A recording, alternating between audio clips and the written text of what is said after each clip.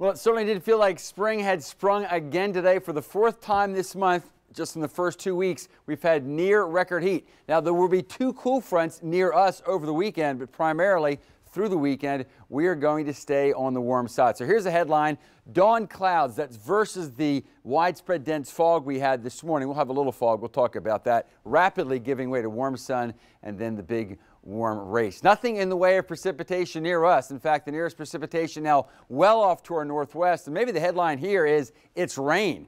Rain for Chicago and Detroit and Pittsburgh. Rain all the way into southeastern Canada. In fact, because there's probably going to be a week of warm rain, flood watches and warnings are out from the ski resorts of West Virginia right up into southeastern Canada. For us, for the next 12 hours, remember our average high this time of the year in the middle and upper 60s. We won't be dropping below that until the early morning hours. Many of us will not drop below 60 degrees. But here comes the moisture. We already see some sea fog. It's made it to about the Suwannee, that is Gulf of Mexico sea fog. So for those of you on the Atlantic, you'll have much less fog this morning, Friday morning, however you look at it, as compared to what occurred on Thursday morning. Okay, an offshore breeze. What I mean by that is the winds blowing from the land offshore, occasionally at 20 knots, and that means the beaches, which have been significantly cooler even during the warm days because they have the sea breeze off the 59-degree surf temperature, not going to happen tomorrow. So even on the sand, going up to 80 degrees. So clouds give way to sun. Winds will be gusty during the afternoon up to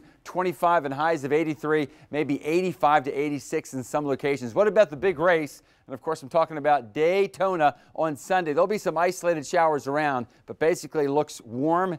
Looks like a classic one for Daytona. Again, for us, we're going to be warm, but if you want to break it down for the weekend, Saturday looks to be the warmer day.